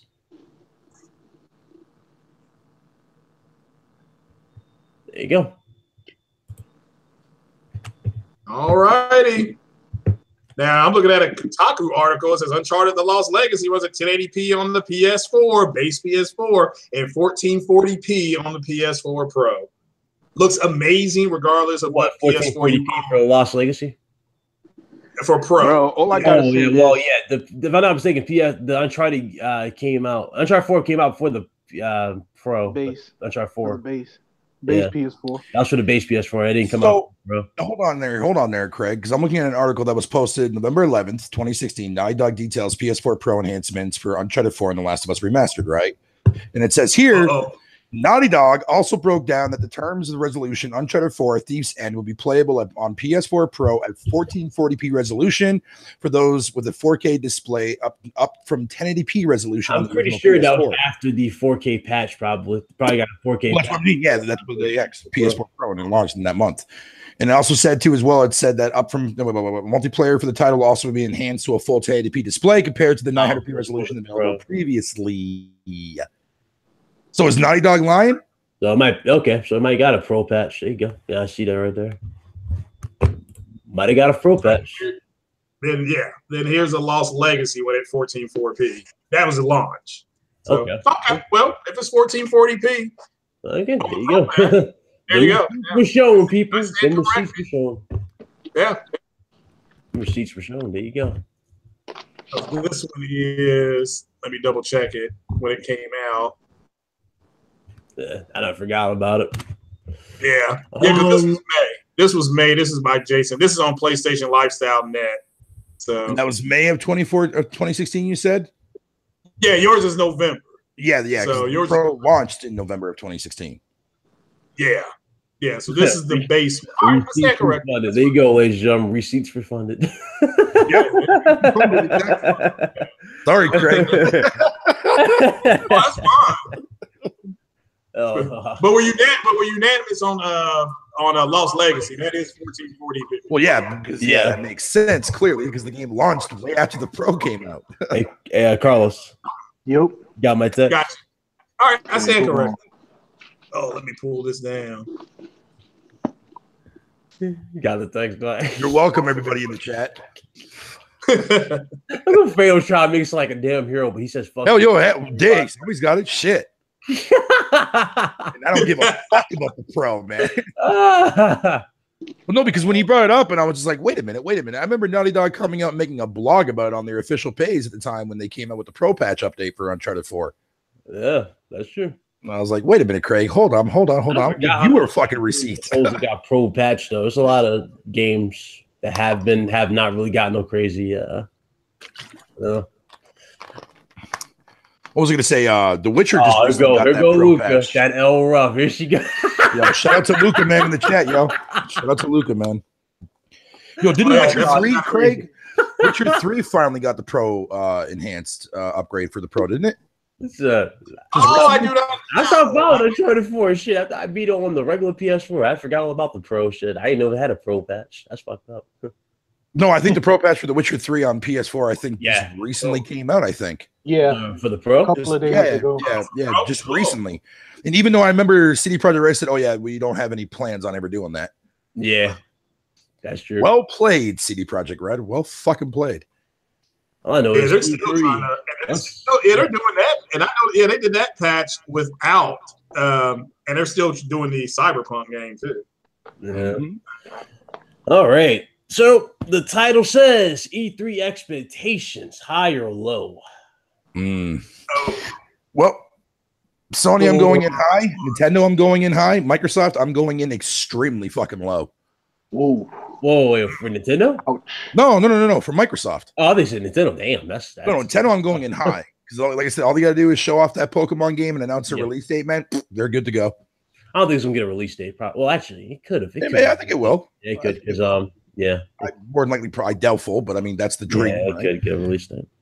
Okay. For Microsoft, dude, I mean, at this point, man, I mean, you think that they actually have some big reveals coming because given the fact that they decided to do their whole entire shit in that Microsoft theater, most likely deals and shit like we've already seen before, like Shadow of the Tomb Raider, yet again, type of deal. I don't think it'll be. I don't think it's gonna be a time.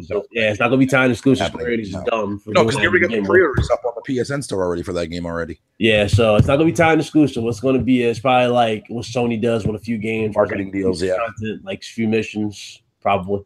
Yeah, that's exactly what it's gonna be. Just mainly marketing deals, Microsoft wise, but like that fucking matters anyways because the game's gonna sell ultimately more on PS4. Yeah, no, I don't get it either. So what do you think, Craig? High or low? I've got high expectations for all of them. I think everybody's going to deliver. Think everybody's going to be good? Yeah, I think everybody will be happy. You got a lot of hope, sir.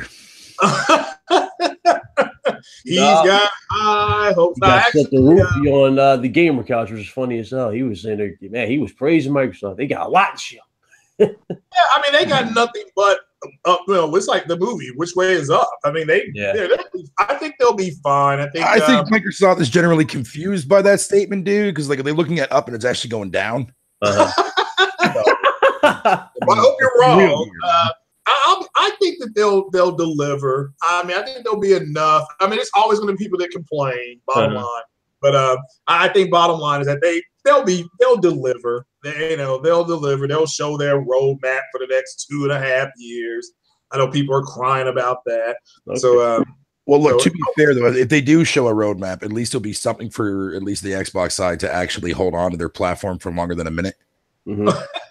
No, I'm being serious because normally when they announce shit, it's like usually a few months out or like less than half a year out. You know what I mean? But this time around, like if they're gonna show me something that if you are gonna release it in like way late in 2019, fuck it, show it anyways. Who cares? Okay. What month is E3? Yeah, what does everybody want them to do? Yeah, what month is E3 supposed to happen? Next month. It's next month? I'm pretty sure it's next month, right? I think so. I don't think it's June. It's June, yeah. July. Why? It's in July or June? I thought it was in. Well, I can't remember. I swear, I thought. It's June. I was gonna say, it's June. So June. Yeah. June 7th or some shit. June 7th. Around there. Okay. What's up? What you saying, Carlos? Nah, around June should be the showing for the E3. Okay, so it's June. Nobody has the actual date. Oh, okay, well, June. I'll look it up. But Microsoft is on a Sunday. I know that. Okay. I don't know if that's the 11th or something like that. God, Sunday always happened to be my worst day. Yeah, lucky me. June 12th to the 14th. Okay, June 12th. Ooh, okay. That's an interesting date. Well, about a month away, week and a half. Carlos, good or bad? Like high or low? Listen. I'm mixed with some things. I'm expecting something great from Nintendo. I'm expecting something great from Sony. As for Microsoft, it's mixed. It's mixed. It's mixed. Like I can expect something to be shown, but I am not gonna be so excited for it, because due to the fact of a recent video that I viewed with the interview with your boy Phil Spencer and his regards to the situation in gaming generally for the Microsoft gaming division. Mhm. So my expectations are not set to that bar status where it's going to be, oh, I'm excited for everything, because at the bottom line, they're going to screw everybody over, and it's going to be nothing but tears of joy and saltiness Okay. come E3. Okay. So, Who's the yeah, salt in a nutshell, coming that's from? how I feel. Okay. I'm going to say for Microsoft, a lot of people are going to expect me to say low. I'm actually going to say high. I do expect something. I expect something to be shown here because with Phil doing all this PR spin and all these talks and all super secretive they're acting, they got to have at least something. So if they don't have something, then, well, that's just the end of the everything. So that's just pretty much it.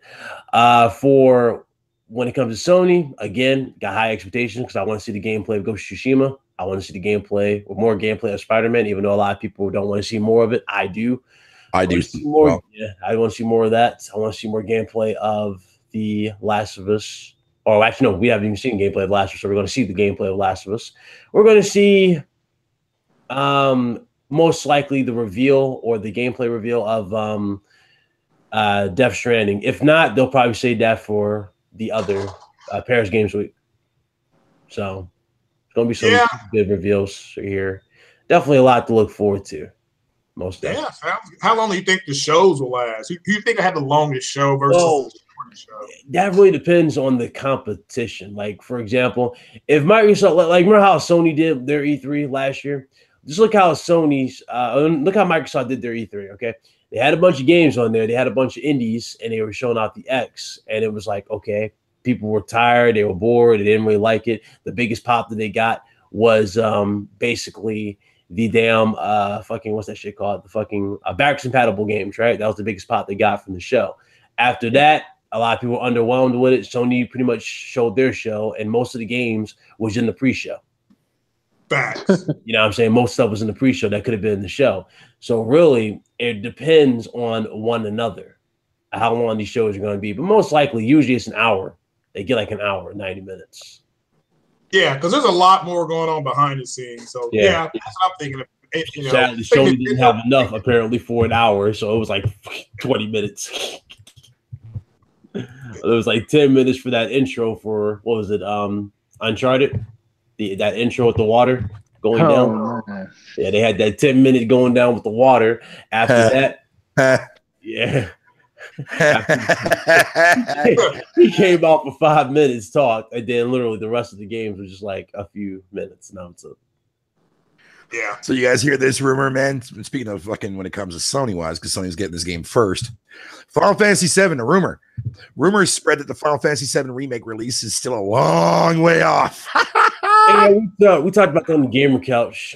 Basically, they're saying that it's scrapped and they got a new team for it. And I don't understand that because, come on, this game came out in the PS1 era, so it shouldn't be that much of a hassle. Not unless if they're having, any issues with, as in terms of, funding for the game, then that would be a different scenario. Yeah. But this game has been in development for how many years already to remake it? A hot minute. It's been, what was it, 15 they showed this? Yeah. 2015. Wow. So we're on the third year. And the Shadow of the Colossus was done in how long? Like in about a year, 2 years, right? Yep. So practically to me, that is just showing me a sign that there's not enough funding for the game in terms to pay out the developers that are actually putting in the work.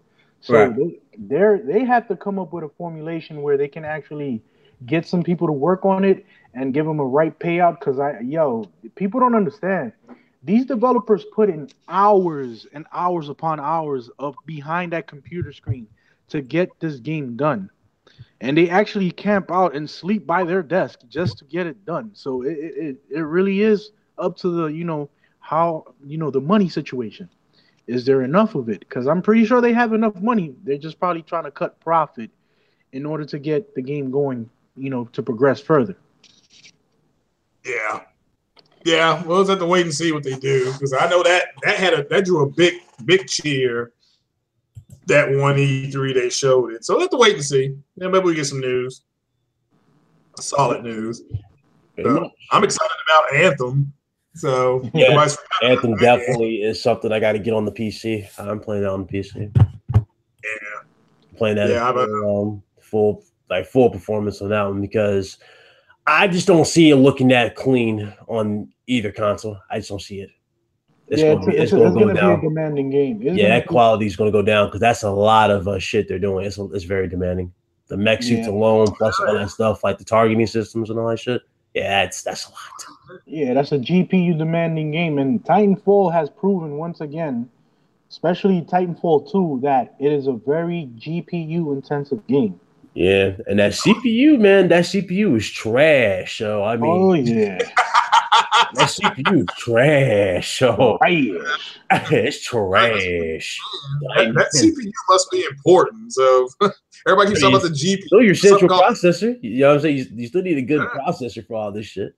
So well, somebody needs to tell them because that's it's more important than I guess people give credit for. Everybody keeps talking about something called a GPU, but it sounds like that CPU is just as important. So everybody really wants me to keep saying that, but yeah, that's what it is. That shit is trash. Just like trash. I could say it in Spanish as well. Shout out to OBJ, by the way. Shout out to my boy. Yeah. But he's got the shirt with that on it. It's too he need to trademark that. That way he says trash is perfect. I'm because that shit trash. Basura. But dead ass though, I hopefully they deliver. I hope everybody has a good show. Everybody's happy in the end. We're all happy. Because I don't want everybody I don't want two sides to do good and one to not do good because it's going to just pretty much solidify how people feel. Mm-hmm. And regardless of how a lot of people are talking towards Microsoft, we need them. We do need them in the console specs. But a lot of people are going to say, but they're not being competitive. And that is true as well. But Microsoft just, I don't know what to say. Microsoft is going to the route that they've always been predicting for the past couple of years. They want to become an open-based service for multiple platforms, as stated by your boy Phil Spencer. He sees the future of Microsoft in a different perspective than anything else.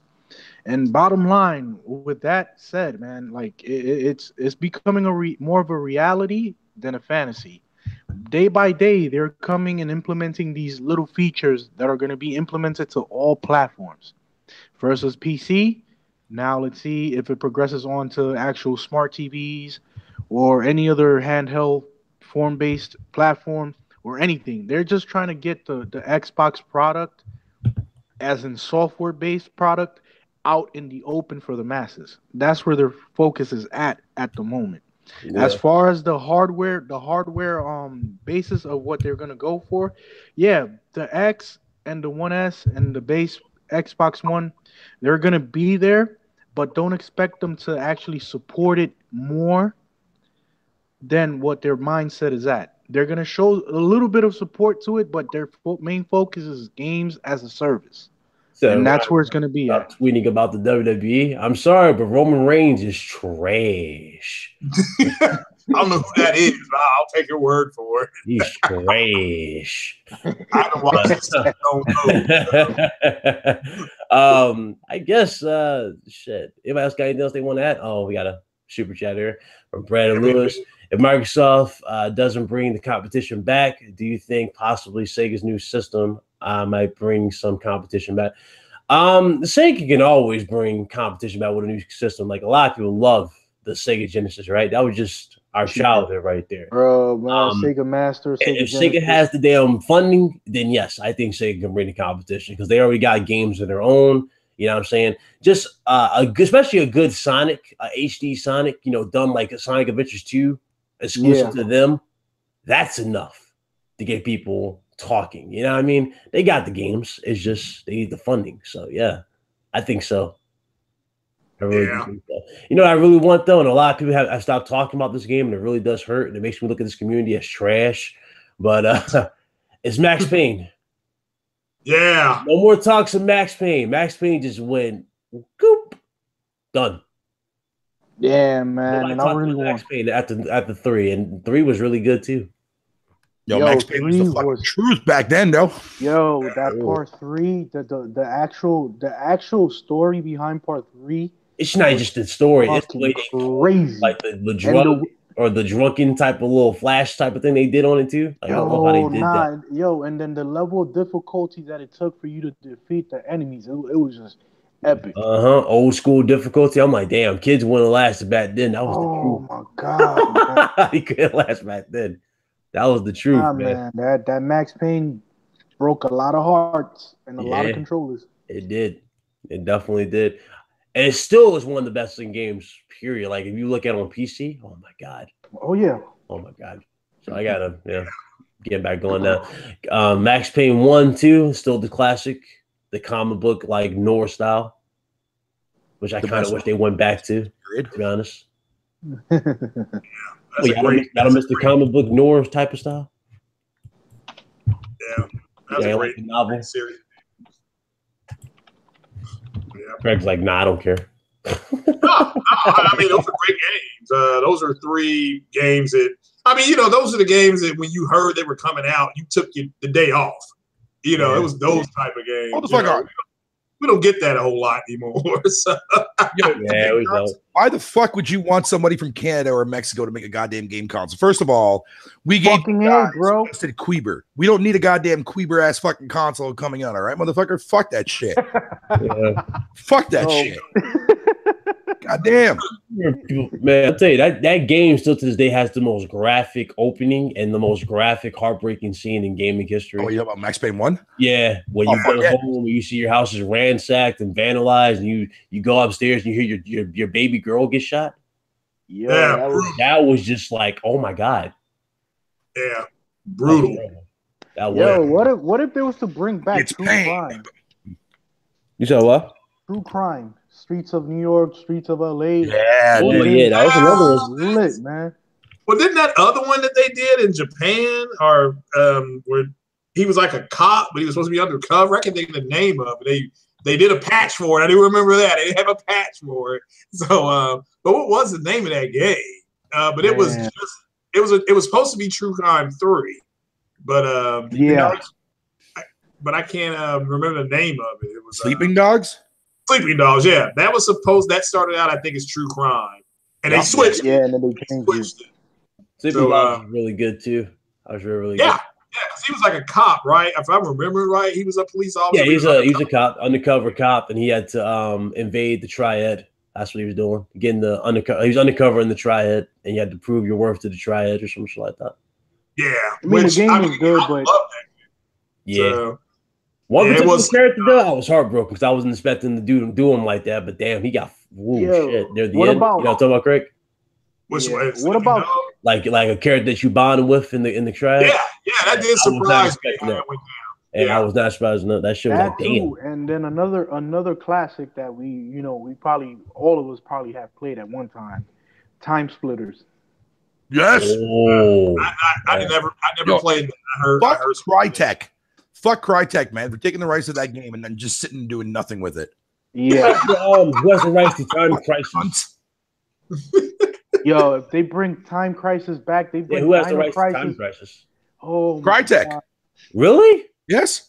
Oh God, man, they need to wake the fuck up and just make a great fucking Time Crisis, man. No shit. Fuck out of here with that fucking Rise 2 garbage trash. Oh, Give me Time Splitters. Yeah, Time Splitters is a fucking great game, man. Yeah, that would be great if they did get back in concert because or even House of the Dead. They can bring House of the Dead back and have that be a launch title. Or the Getaway 2, because we never got Getaway 2 was good. Yeah. No, but Time Splitters though, man, that was back in the day when like fucking shooters were fucking fun to play, man. Yeah, man. Like replayability was actually worth going through to multiple difficulties because the more objectives you had. Now it's just like go here, watch grenade spam. Oh, next, go here, grenade spam. Go here, corridor. Go here, cutscene. Fuck that shit. Yeah, pretty much fatal. I mean, back in the days, man, like it is how it is. The testament of time always changes with trends. But back in the PS2 to Xbox, OG Xbox era, the creativity from developers were much more concise. And yes, Yeah, man. let me see.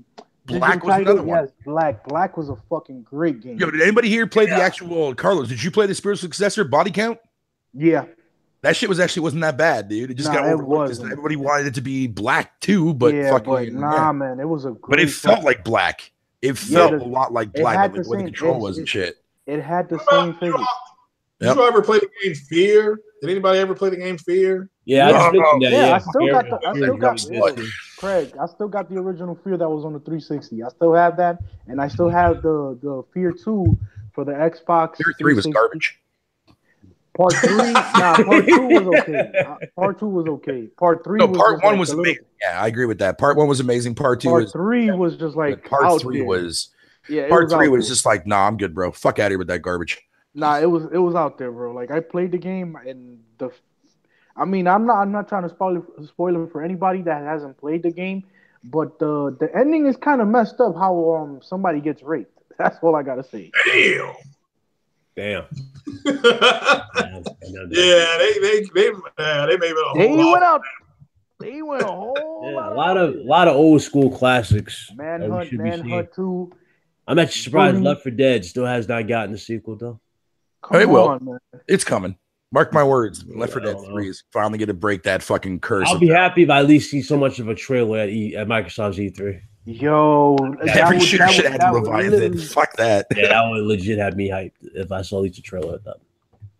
The fuck the that's what and Microsoft, didn't necessarily ignore Sega, right? And they actually saw because That's a Real Future, Sega tweeted out a long time ago, but it was a while back. They tweeted out that Just a Real Future's done. We just need a publisher.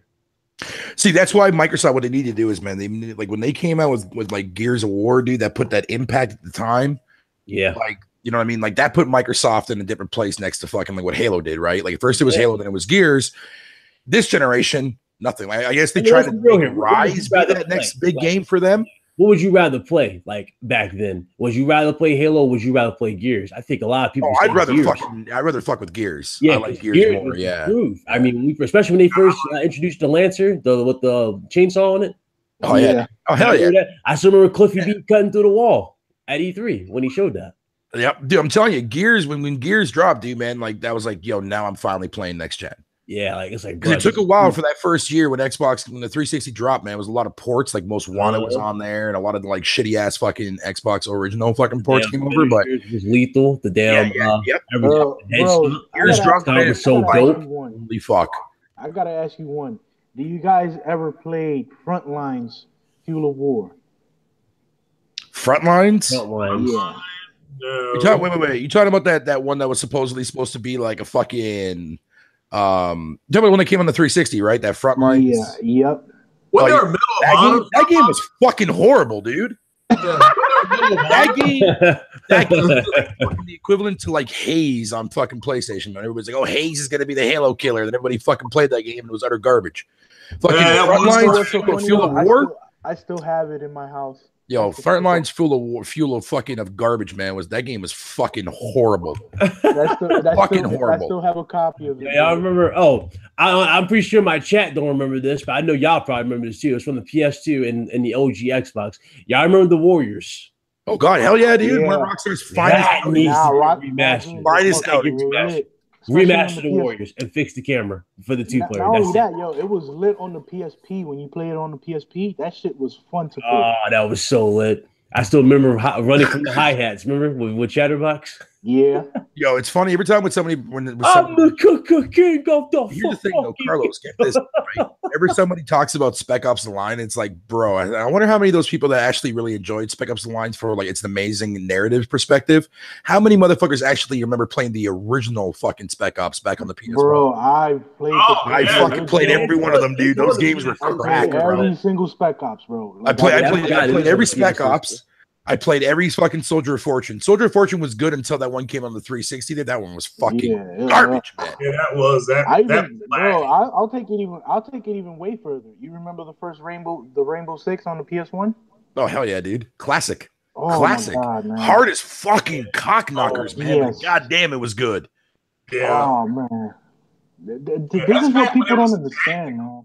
But it wasn't until like when Rainbow Six 3, I think it was Rainbow Six 3 dropped on when it came in on PC and on the 360. But the 360 version was slightly different.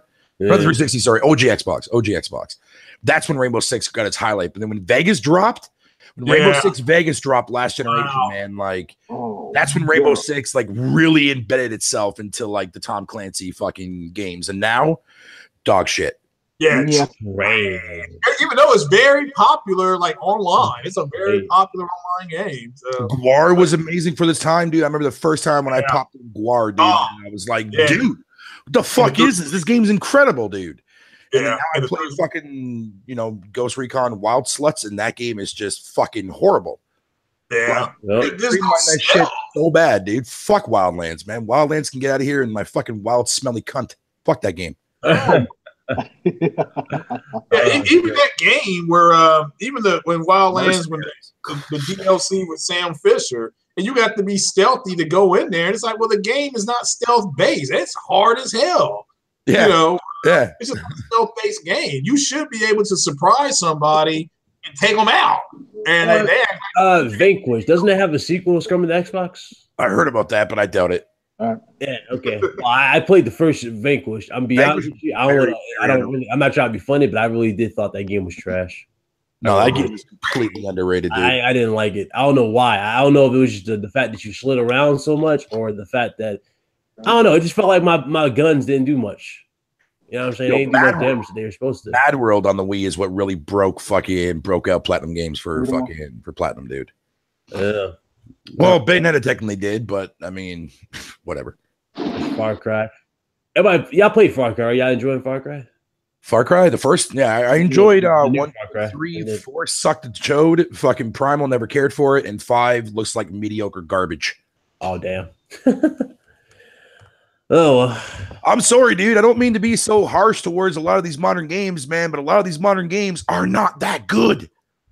All because no. Especially if you're existing franchises, man, because they streamline them, dude. Yeah, they do. I was playing fucking why do you think I get so fucking harsh on Elder Scrolls fucking Nutrim, dude? Skyrim is fucking terrible. The worst Elder Scrolls game I've ever fucking played in my life. When you go back and you play Morrowind, or better yet, you play fucking before Todd Howard's fucking errata bullshit came into play. When you went back and you played like Daggerfall, whatever you want to call it, that's Elder fucking Scrolls. Morrowind is Elder Scrolls. Skyrim is fucking Elder Scrolls, but for fucking casual artards, man. No offense to anybody in the chat. I like Skyrim, but Skyrim, dude, is mediocre fucking hot pile of fucking steaming cockfuck. I hate Skyrim. It's a disgrace to the franchise. It's a fucking disgrace to the franchise. Yeah. First of all, the moment you take out the ability for me to be able to actually choose a fucking class, your game already fucking lost its merits with me. Because that's what bodies fucking Elder Scrolls. There you go. Fuck Skyrim. All right.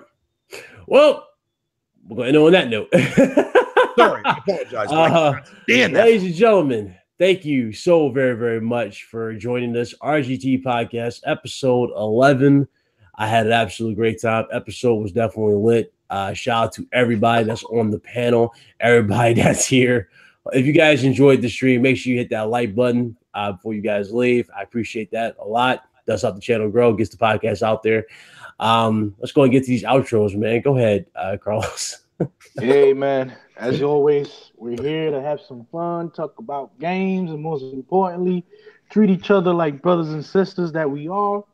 And as always, bros and sis, we're gamers by choice, not by trend. We out here. All righty. Go ahead, Craig.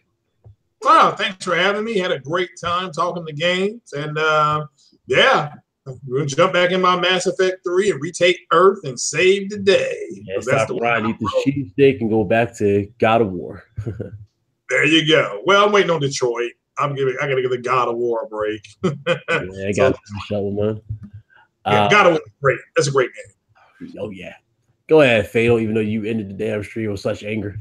Yo, I'm sorry, dude. I have such a fucking hatred for that game. But I will say this though: I did play it on PC and I modded the fuck out of it, and I actually rather enjoyed it because the game ultimately was better with better mods. Plus, I was even working on my own on the side. But anyways, fuck Skyrim. The game sucks. Thanks for having me. I'm your boy, Fiddle Mephisto. Glad to be here. Thanks. Blah, blah, blah, blah. I'm out this bitch. Fuck you guys. I'm out. Oh, God. You guys have a good one. Thank you again for later, guys. I'm just fucking around. Shout out to everybody that was already up in here. I had a blast as always, man. And I will see you guys later on. Still got a few changes happening to the channel, so I'm still upgrading stuff. But hopefully the upgrade should be done by E3. If not before E3, depends on when a few things get here. So, but thank you guys so very, very much for your patience. I appreciate every single last one of you, and hope you guys have a good evening. We out of here, man. Deuces. Peace.